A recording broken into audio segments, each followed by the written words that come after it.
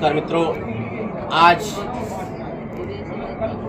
पूज्यपाद उत्तराखंड पीठाधीश्वर श्रीमद जगतगुरु रामानुजाचार्य स्वामी श्री कृष्णाचार्य जी महाराज जो अनवरत तकरीबन 38 वर्षों से प्रयाग की धरती पर कल्पवास करते हैं और मास पर्यंत अपने दिव्य प्रवचनों के माध्यम से संपूर्ण राष्ट्र से आने वाले लोगों को एक नई दिशा, नई ऊर्जा के साथ देते हैं। ऐसे पूज्यपाद श्रीमद जगतगुरु रामानुजाचार्य स्वामी जी महाराज के शिविर में आज धर्म और राजनीति विषय पर संत सम्मेलन आयोजित था और उस सम्मेलन में तमाम देश व विदेश के भी, नेपाल इत्यादि राष्ट्रों से भी आए धर्माचार्यों ने धर्म और राजनीति विषय पर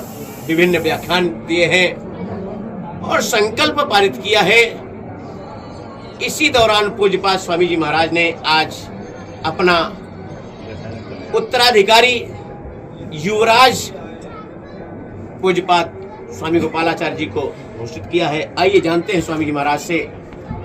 आज स्वामी जी महाराज देश भर के संतों के बीच संत सम्मेलन में आपने युवराज घोषित किया है गोपालाचार्य जी को, क्या कहना चाहेंगे आज?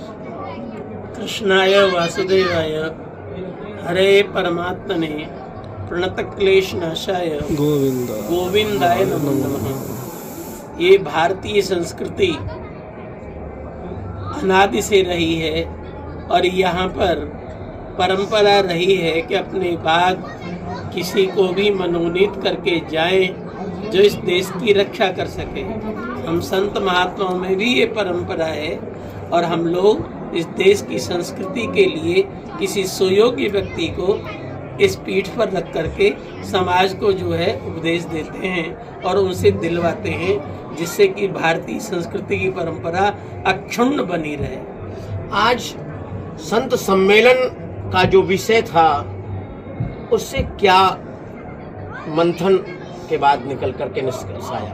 आज का विषय था धर्म और राजनीति। सबने अपने अपने वचन मंगलमय शब्दों में परिवर्तन किए, समाज को बताए धर्म और राजनीति दो अलग अलग चीज नहीं है, एक ही सिक्के के दो पहलू हैं।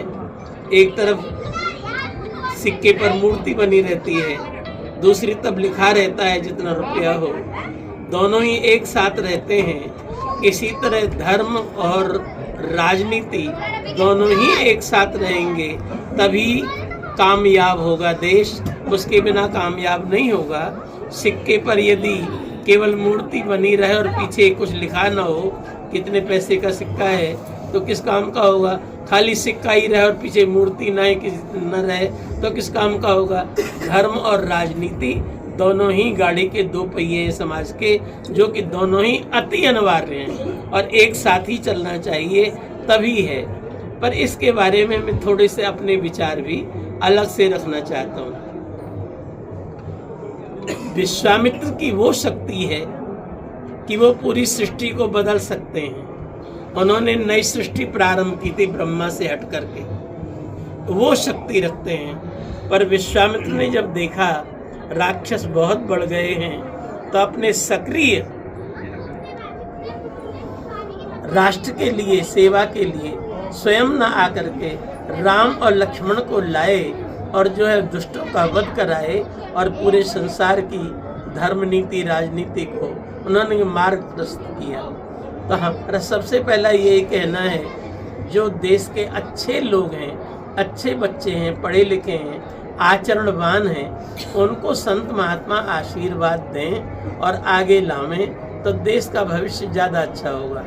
पूज्य स्वामी जी महाराज, बसंत पंचमी आपका पाठोत्सव अर्थात जन्मोत्सव है, क्या संदेश समाज को देना चाहेंगे इस अवसर पर? और एक बात और साथ में ये कहना चाहते हैं, यदि किसी संत की इच्छा है राजनीति में जाने की तो उसके लिए मना भी नहीं है, जाना भी चाहिए, पर वो सोच ले पहले कि मानापमान योस्तुल्यम, मान अपमान को यदि तुल्य समझ सकता है तभी जो है राजनीति में सफल हो सकता है। चाहे कोई जिंदाबाद कहे चाहे मुर्दाबाद कहे, दोनों पर जो मुस्कुरा सकता है वही राजनीति में सफल हो सकता है। महात्मा लोग इस सोच करके जाएं कि ये न सोचें गद्दी पर सब माला पहनाएंगे और जो है चरण सेवा करेंगे, भेंट चढ़ाएंगे। वहाँ तो हो सकता है कि फूलों की माला की जगह जनता और कुछ भी माला पहना दे। ऐसा ही है, जो इन बातों को सहन कर सकता है वो ही राजनीति में जावे, और नहीं तो हम संतों को, अच्छे लोगों को आशीर्वाद देना चाहिए जो इस राजनीति में काम गुरु जी, सरकार जो जिस तरीके से कुंभ मेला में व्यवस्था बनाया है, इस पर आपका क्या संदेश है? और कल शपथ पंचमी के दिन में श्रद्धालुओं को क्या संदेश देंगे? मैं यहाँ पर बहुत वर्ष से आ रहा हूँ। मैंने कितने कुंभ किए होंगे यहीं पर जितनी शुभ व्यवस्था इस बार है उतनी शुभ व्यवस्था पहले कभी नहीं थी। और सुरक्षा के लिए शिविरों में भी गार्ड लगाए गए हैं और वो लोग अपनी ड्यूटी बिल्कुल ठीक कर रहे हैं। और जैसे कि अच्छे कुल में भी कोई कोई बदमाश आ जाता है, इसी तरह बहुत से ऐसे हैं जो इसी राजनीति में रहते हैं और साथ में रह कर के इन्हीं को ही काटते हैं। ऐसे लोगों ने उपद्रव कराया था, परंतु उपद्रव का कोई मूल्य नहीं है। मैंने बहुत कुंभ देखे हैं